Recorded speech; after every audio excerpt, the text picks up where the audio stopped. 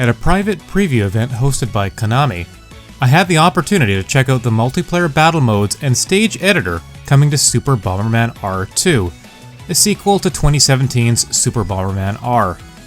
As one of the longest running franchises in video games, Bomberman holds a special place in my heart, and there's only a handful of entries I've never had a chance to play.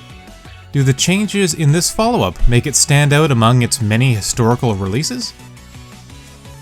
Bomberman as a series has never strayed too far from its tried and true formula, and the same goes for Super Bomberman R2.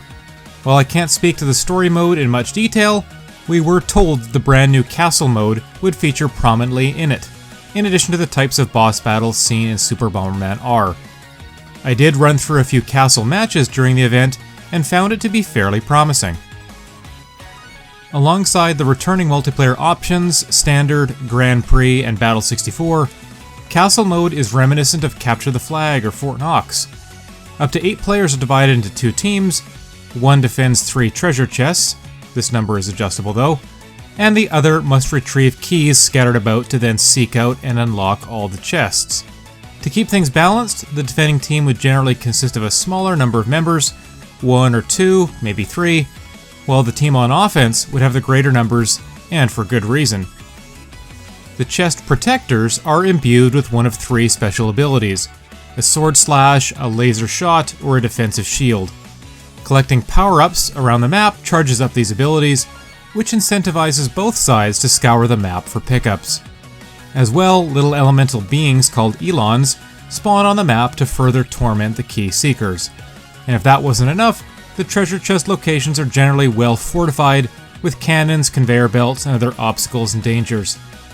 Unlocking all the chests is by no means an easy task, but there's an odd mechanic at play for the offensive team.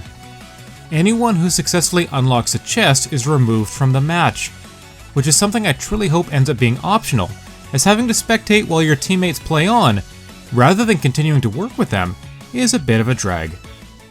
I also messed around with the stage editor feature, which seems to pair quite well with the castle mode. While it will be fun to design your own levels for standard Bomberman multiplayer, coming up with particularly devilish setups for defending the treasure chests seems to be the ultimate objective of this creative addition to the package. Personally, I'm hoping we see an expanded assortment of stages for Battle 64, especially given the shutting down of free-to-play Super Bomberman R Online. It was a pleasant surprise to see that the editing tools are fairly intuitive, even if there wasn't an overabundance of objects and tiles to use in the process, at least at the preview event. If you already enjoy Bomberman gameplay and want the newest and latest that the series has to offer, you'll probably dig what Konami has done here.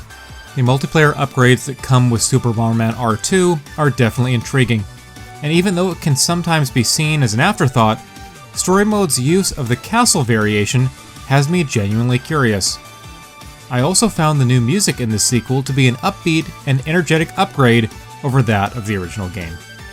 Super Bomberman R2 releases physically on September 12 and digitally on September 13, so we don't have long to wait before this lit fuse goes kaboom. This video was made possible by our generous supporters on Patreon. Check out patreon.com/NWR for all the details.